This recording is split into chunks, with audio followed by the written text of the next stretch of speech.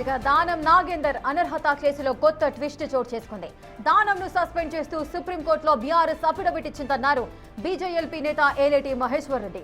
BRS affidavit ఇచ్చిన విషయం తెలుసా అంటూ క్రాస్ ఎగ్జామినేషన్ లో దానం అడ్వకేట్లు తనను అడిగారని చెప్పారు ఏలేటి మహేశ్వర్ రెడ్డి.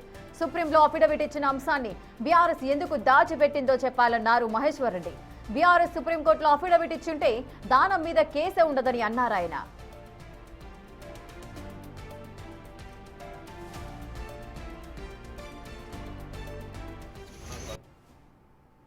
కాంగ్రెస్ పార్టీ ద్వారా బీఆర్ఎస్ పార్టీకి రాజీనామా చేయకుండా కాంగ్రెస్ పార్టీ ద్వారా ఎంపీగా కాంటెస్ట్ చేసినటువంటి స్పష్టమైనటువంటి కేసుని దాదాపుగా 1.5 years నుంచి డ్రాగ్ చేస్తూ ఇప్పటికి కూడా దాని మీద స్పష్టత ఇవ్వకపోవడం, ఈరోజు మళ్ళీ ఎమ్మెల్యేస్ని విట్నెస్ పేరు మీద ఇన్వైట్ చేసి పొద్దున్న 11 గంటల నుంచి ఇప్పటి వరకు మరి అనేకమైనటువంటి ప్రశ్నలతోటి కన్ఫ్యూజ్ చేసేటువంటి ప్రయత్నం చేశారు తప్ప వాస్తవంగా మరి సుమోటోగా తీసుకొని వెంటనే డిస్క్వాలిఫై చేసే విధంగా అన్ని ఆధారాలు ఉన్నప్పటికీ ఎలాంటి ఆలోచనలు లేకుండా మరి ఈరోజు స్పీకర్ గారు, క్వాసీ జ్యుడిషియల్ పవర్ ఉన్నటువంటి స్పీకర్ గారు ఈరోజు ఒక నిర్ణయాన్ని ఏ రకంగా వాయిదా వేయాలా, ఏ రకంగా డ్రాగ్ చేయాలా, ఏ రకంగా దీనిని నీరు గార్చాలనే ఆలోచన మాత్రమే చేస్తున్నట్టుగా స్పష్టమవుతున్నది.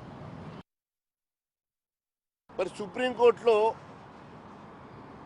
బీఆర్ఎస్ పార్టీ నిజంగానే సస్పెండ్ చేసినట్టు మరి అఫిడవిట్ ఇచ్చారా నాకు మాత్రం తెలియదు. అంటే ఒకవేళ నిజంగానే బీఆర్ఎస్ పార్టీ సుప్రీంకోర్టులో దానం నాగేంద్ర గారిని సస్పెండ్ చేసినట్టుగా వారు మెన్షన్ చేసి అఫిడవిట్ ఫైల్ చేసి ఉంటే డెఫినెట్గా ఈ కేసు ఉండదు. మరి అలాంటిది ఎందుకోసమని 1.5 years నుంచి ఈ కేసులో డ్రాగ్ చేస్తూ నాటకాలు ఆడుతూ మరి బీఆర్ఎస్ కాంగ్రెస్ పార్టీలు ఈ రకంగా ప్రజల్ని మోసం చేస్తూ ఉన్నారో దీని మీద స్పష్టత కావాలా. ఇక దానం నాగేందర్ అనర్హత కేసులో కొత్త ట్విస్ట్ అయితే చోటు చేసుకుంది. అటు దానంను సస్పెండ్ చేస్తూ సుప్రీంకోర్టులో బీఆర్ఎస్ అఫిడవిట్ ఇచ్చిందంటున్నారు బీజేఎల్పీ నేత ఏలేటి మహేశ్వర్ రెడ్డి. మరి ఏం జరుగుతోంది? నిజంగానే బీఆర్ఎస్ దానం నాగేందర్ కి సంబంధించిన సస్పెన్షన్ కి సంబంధించిన అఫిడవిట్ సుప్రీంకోర్టులో ఇచ్చారా లేదా? మరి ఏం జరిగింది? పూర్తి వివరాలు మా ప్రతినిధి హేమ అందిస్తారు. హేమ, నిజంగానే బీఆర్ఎస్ అఫిడవిట్ ఇచ్చిందా? అసలు ఏం జరిగింది? ఈ కేసుకి సంబంధించి పూర్తి వివరాలు ఏంటి? మొత్తానికి దానం నాగేందర్ కి సంబంధించినటువంటి పార్టీ ఫిరాయింపుల అంశంలో కొత్త ట్విస్ట్ నెలకొందనే చెప్పుకోవచ్చు. కాసేపటి క్రితం విచారణకు హాజరైనటువంటి ఏలేటి మహేశ్వర్ రెడ్డి కొత్త అంశాలను కూడా పేర్కొన్నారు. ఇక తెలిసిన విషయమే, 3 వారాల క్రితం అటు దానం నాగేందర్ ని విచారణకు రావాలని కోరినటువంటి సమయంలో ఎప్పుడైతే పిటిషన్ దారులైనటువంటి కౌశిక్ రెడ్డి అదేవిధంగా ఏలేటి మహేశ్వర్ రెడ్డిని కూడా విచారణకు రావాలి అంటూ కూడా స్పీకర్ కోరారు. ఆ సమయంలో ఏలేటి మహేశ్వర్ రెడ్డి రాలేదు, కేవలం పాడి కౌశిక్ రెడ్డి వచ్చి తన వాదనలు వినిపించారు. ఏలేటి మహేశ్వర్ రెడ్డి మాత్రం మున్సిపల్ ఎన్నికలు ఉన్నటువంటి నేపథ్యంలో తనను మళ్ళొకసారి పిలవాలి అని కోరారు. సో ఈ రోజు ఉదయం అటు పాడి Kaushik Reddy versus Danam Nagender అడ్వకేట్ల cross examination జరిగింది. అనంతరం కాసేపటి క్రితం అంటే సుదీర్ఘంగా 5 గంటల పాటు కౌశిక్ రెడ్డి విచారణ జరిగిన తర్వాత కాసేపటి క్రితం ఏలేటి మహేశ్వర్ రెడ్డి వర్సెస్ దానం నాగేందర్ కి సంబంధించినటువంటి అడ్వకేట్ల విచారణ జరిగింది. అయితే విచారణ కూడా కేవలం 40 నిమిషాలు మాత్రమే కొనసాగింది. అయితే విచారణ జరిగినటువంటి సమయంలో దానం నాగేందర్ అడ్వకేట్లు ఏలేటి మహేశ్వర్ రెడ్డిని సుప్రీంకోర్టులో దానం నాగేందర్ ని బీఆర్ఎస్ పార్టీ నుంచి సస్పెండ్ చేస్తున్నట్టుగా అఫిడవిట్ దాఖలు చేశారు. ఈ అంశం మీకు తెలుసా అని అడిగారంటూ కూడా ఏలేటి మహేశ్వర్ రెడ్డి కాసేపటి క్రితం మీడియాతో మాట్లాడుతున్నటువంటి సమయంలో చెప్పారు.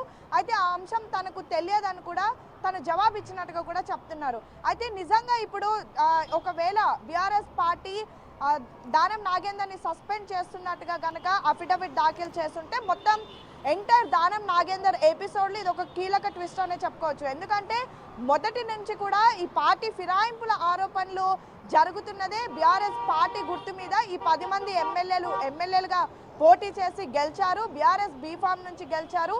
రాష్ట్రంలో కాంగ్రెస్ పార్టీ నాయకత్వం ఏర్పడిన తర్వాత కాంగ్రెస్ పార్టీలో చేరారని మొదటి నుంచి ఆరోపణలు వస్తున్నాయి. ఒకవేళ ఇప్పుడు దానం నాగేందర్కి సంబంధించినటువంటి అంశంలో నిజంగా బీఆర్ఎస్ నేతలు సుప్రీంకోర్టులో దానం నాగేందర్ని సస్పెండ్ చేసినట్టుగా కనుక అంటే బీఆర్ఎస్ పార్టీలో నుంచి సస్పెండ్ చేసినట్టుగా కనుక అఫిడవిట్ దాఖలు చేస్తుంటే ఇక దానం నాగేందర్ ఇష్టం. అంటే పార్టీ నుంచి సస్పెండ్ చేసినా లేదంటే పార్టీకి రాజీనామా చేసినా దాని తర్వాత వాళ్ళ ఇష్టం వచ్చినట్టుగా వాళ్ళు వ్యవహరించవచ్చు. వాళ్ళు ఏ పార్టీకైనా మద్దతు తెలపవచ్చు, లేదంటే సొంతంగా వాళ్ళు ఎలాంటి నిర్ణయాలను తీసుకోవచ్చు. ఫర్ ఎగ్జాంపుల్ ఇప్పుడు తీన్మార్ ఎమ్మెల్సీ మల్లన్న చింతపండు నవీన్ అలియాస్ తీన్మార్ మల్లన్నది కూడా చూస్తున్నాం. కాంగ్రెస్ పార్టీ నుంచి సస్పెండ్ చేసిన తర్వాత తనకి నచ్చినటువంటి పార్టీలకు మద్దతు తెలుపుతూ ఉన్నారు. నచ్చినటువంటి ప్రోగ్రామ్స్ లో కూడా పార్టిసిపేట్ చేస్తున్నారు. కానీ స్టిల్ ఇంకొక విషయం ఏంటంటే ఒకవేళ ఇప్పుడు నిజంగా దానం హేమ ఒకవేళ నిజంగానే బీఆర్ఎస్ పార్టీ నుంచి సస్పెండ్ చేస్తూ కూడా అఫిడవిట్ ను సుప్రీంకోర్టులో వీళ్ళు దాఖలు చేసి ఉన్నట్లయితే అసలు ఈ పార్టీ ఫిరాయింపులకు సంబంధించిన అంశమే ఉండదు, ఈ విచారణ ఉండదు కదా. మరి స్పీకర్ పరిగణలోనికి ఈ విషయం వెళ్ళిందా అసలు? అయితే ఇక్కడ ఏలేటి మహేశ్వర్ రెడ్డి ఈరోజు విచారణకు హాజరైంది కేవలం దానం నాగేందర్ పైన, అతను దాఖలు చేసినటువంటి పిటిషన్ పైన.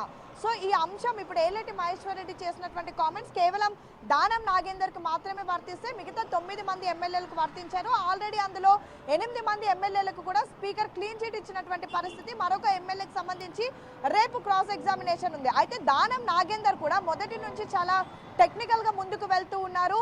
మార్చి 2024కి తన పైన బీఆర్ఎస్ ఎమ్మెల్యేలు పిటిషన్ దాఖలు చేసినటువంటి సమయానికి తాను ఇంకా బీఆర్ఎస్ ఎమ్మెల్యేగానే కొనసాగుతున్నానని, అనంతరం అంటే పిటిషన్ దాఖలు అయిన తర్వాత ఈ ఆరోపణలు ఈ వార్తలు అన్ని జరిగిన తర్వాత తను కాంగ్రెస్ పార్టీ నుంచి బీఫామ్ తీసుకొని ఎమ్మెల్యేగా పోటీ చేయడం కానివ్వండి, ఇతర అంశాలు తనకు ఒక ఎమ్మెల్యేగానే తను ప్రవర్తించారు. ఒక ఎమ్మెల్యేగా తనకు ఉన్నటువంటి ఫ్రీడమ్ ఇవన్నీ కూడా చేశానంటూ కూడా దానం నాగేందర్ చెప్తున్నారు. అయితే ఒకవేళ ఇదే అంశం మీరు అన్నట్టుగా అఫిడవిట్ కనుక బీఆర్ఎస్ ఎమ్మెల్యేలు దాఖలు చేస్తుంటే మాత్రం ఖచ్చితంగా నెక్స్ట్ ఫర్దర్ గా పార్టీ ఫిరాయింపుల కేసు అనేది ఉండదు. అంటే దానం నాగేందర్కి సంబంధించిన అంశమే ఉండదు, ఈ కేసు కూడా ఇంకా స్ట్రాంగ్ గా ఉండదు. సో ఇవన్నీ కూడా చూసి ఇవన్నీ ఆలోచించి దానం నాగేందర్ టెక్నికల్ గా ముందుకు వెళ్తున్నారని ఆయన వర్గాలకు సంబంధించినటువంటి వాళ్ళు చెప్తున్నారు. సో చూడాలి, ఒకవేళ నిజంగా పిటిషన్ దాఖలు చేస్తుంటే మాత్రం దానం నాగేందర్ కి చాలా బిగ్ రిలీఫ్ ఉంటుంది. ఒకవేళ చేయకపోతే మాత్రం నెక్స్ట్ స్పీకర్ ఎలాంటి నిర్ణయం తీసుకోబోతున్నారు, అసలు ఈ అఫిడవిట్ మీద కాంగ్రెస్ అటు బీఆర్ఎస్ నేతలు ఏం చెప్తారు అనేది మాత్రం వేచి చూడాలి. Right, thank you Hema, thanks for the live details.